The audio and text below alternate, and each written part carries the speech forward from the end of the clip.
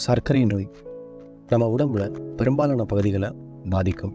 குறிப்பாக ஸ்கின்னை அதிகமாகவே பாதிக்கும். எப்போ நம்ம ஸ்கின்னை இந்த டயபெட்டிக் பாதிக்குது அப்படின்னா நம்ம 3 விஷயங்களை தெரிஞ்சுக்கணும். முதல்ல, சர்க்கரை நோயை நம்ம இன்னும் கண்டுபிடிக்கல. ரெண்டாவது, ப்ரீ டயபெட்டிஸ்னு சொல்லக்கூடிய சர்க்கரை நோய்க்கு முந்தைய நிலையில் இருக்கும். மூணாவது, நம்ம எடுத்துக்கக்கூடிய சர்க்கரை நோய்க்கான ட்ரீட்மெண்ட் போதுமானதாக இல்லை, அதை இன்னும் கொஞ்சம் அட்ஜஸ்ட் பண்ணணும். இங்கே சொல்லக்கூடிய 10 சிம்டமில் ஏதாவது ஒன்று நீங்கள் உங்கள் உடம்புல பார்த்தீங்க அப்படின்னா உடனே உங்கள் டாக்டர்கிட்ட கன்சல்ட் பண்ணுங்கள், உங்கள் ட்ரீட்மெண்ட்டை அட்ஜஸ்ட் பண்ணலாம். முதல் அறிகுறி ஷின் ஸ்பாட்ஸ், அதாவது கால்களில் ப்ரௌன் கலர்லேயோ ரெட் கலர்லேயோ சின்ன சின்ன தழும்புகளாக இருக்கும். இதை டயபெட்டிக் டெர்மோபதி அப்படின்னு சொல்லுவோம். ஸ்பாட்டட் லெக் சிண்ட்ரோம் அப்படின்னு சொல்லுவோம். இந்த பேச்சஸ் உங்கள் கால்களில் பார்த்தீங்க அப்படின்னா உடனே உங்கள் டாக்டர்கிட்ட கன்சல்ட் பண்ணுங்கள். ரெண்டாவது அறிகுறி கழுத்து, அக்கிள் இந்த மாதிரி இடங்களில் பார்த்தீங்கன்னா செயின் போட்ட இடத்துல மடிப்பாக இருக்கும் பார்த்தீங்களா, கழுத்தில் அந்த மாதிரி இருக்கும், தழும்புகள் மாதிரி இருக்கும்.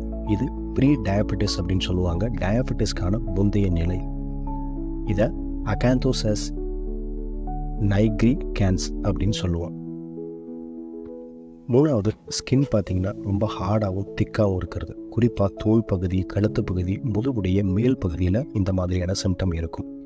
இங்கே சொல்ல போகிற எல்லா சிம்டம்ஸ்லையுமே நான் ஒரு பேர் கொடுப்பேன். அந்த பேரை வச்சுட்டு நீங்கள் கூகுளில் சர்ச் பண்ணி பாருங்கள், உங்களுக்கு அதுக்கான முழு இமேஜும் கிடைக்கும். நாலாவது, கால்களில் ஏற்படக்கூடிய புண்கள் அவ்வளோ சீக்கிரம் ஆறாது. ஏன் அப்படின்னு பார்த்தீங்கன்னா ப்ளட் சுகர் கண்ட்ரோலில் இல்லை அப்படிங்கும்போது ப்ளட் சர்க்குலேஷன் ரொம்பவே கம்மியாக இருக்கும். இதனால் நர்வ் டேமேஜ் ஆகும், உங்களுக்கு அவ்வளோ சீக்கிரம் காயங்கள் ஆறாது. இதை டயபெட்டிக் அல்சர் அப்படின்னு சொல்லுவாள். அடுத்து, ஸ்கின்ல சின்ன சின்ன சிவப்பான பரு மாதிரி இருக்கும். இது என்ன அப்படின்னு பார்த்தீங்கன்னா டயபெட்டிஸ் கண்ட்ரோலில் இல்லை அப்படிங்கும்போது ட்ரைக்ளிசரின்னு சொல்லக்கூடிய கொழுப்போட அளவை அதிகப்படுத்தும். இது நம்ம பிளட்டில் சர்க்குலேட் ஆகும்போது அங்கங்கே சின்ன சின்ன கொப்பளங்கள் மாதிரி வர ஆரம்பிக்கும். இதுக்கு பேர் எரப்டிவ் ஜாந்தோமேட்டோசிஸ் அப்படிங்கிறது. அடுத்தது, கண்களை சுற்றி சின்ன சின்ன எல்லோ கலர்லேயும் ஆரஞ்சு கலர்லேயும் பார்த்தீங்கன்னா ஒரு சின்ன சின்ன பருக்கள் மாதிரி இருக்கும். இதை ஜாந்தி லாஸ்மா அப்படின்னு சொல்லுவோம். இதுவும் கொழுப்பு காரணமாக வர்றதுதான். அடுத்து, ஸ்கின் டேக்ஸ், அதாவது மரு அப்படிங்கிறது பொதுவாக எந்த விதமான பிரச்சனையும் கொடுக்காது. ஆனால் இதுவும் ஒன் ஆஃப் த டைப் 2 டயபெட்டிஸ்க்கான சிம்டம். ஆனால் இது மட்டுமே ஒரு சிம்டம் கிடையாது. குறிப்பாக கண்களுடைய கீழ்ப்பகுதியில் இருக்கும், அப்புறம் கழுத்து, ஆம்பிட் பகுதியில் இருக்கிறது. அடுத்த, ஸ்கின்ல நிறைய இடங்களில் சின்ன சின்ன பருக்கள் மாதிரி இருக்கிறது, அதாவது ஸ்மால் பம்ப்ஸ் பார்த்திங்கன்னா கிளஸ்டராக இருக்கும். இதுக்கு பேர் கிரானுலோமா அனுலேயர் அப்படின்னு சொல்லுவோம்.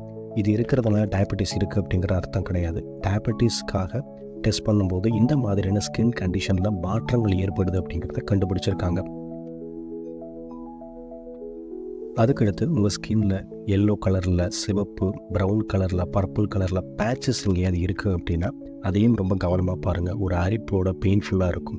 நெக்ரோபயாசிஸ் லைப்போடிகா அப்படிங்கிறது இதோடைய பேர். ஸ்கின்ல ஏற்படக்கூடிய நிறைய தொந்தரவுகள் ஹார்ம்லெஸ்ஸாக இருக்கும், பெரிய பிரச்சனைகளை உண்டு பண்ணாது. ஆனால் சில நேரங்களில் ஸ்கின் அப்படிங்கிறது ஒரு மிரர் மாதிரி இருக்கும். நம்ம உடம்புல ஏற்படக்கூடிய நிறைய பிரச்சனைகளை வெளிக்காட்டக்கூடியதாக இருக்கும். அதை நீங்கள் இக்னோர் பண்ணாமல் உங்களுக்கு இந்த மாதிரியான சிம்டம்ஸ் இருக்குது அப்படின்னா டயபெட்டிஸ் டெஸ்ட் எடுத்து பாருங்கள். டயபெட்டிஸ் இருக்குது அப்படின்னா ட்ரீட்மெண்ட் ஆப்ஷனுக்குள்ளே போங்க. இல்லை அப்படின்னா ஹாப்பியாக உங்களுடைய வேலையை நீங்கள் அடுத்து பார்க்கலாம். இந்த வீடியோ உங்களுக்கு பிடிச்சிருந்தால் லைக் பண்ணுங்கள், ஷேர் பண்ணுங்கள், சப்ஸ்கிரைப் பண்ணுங்கள்.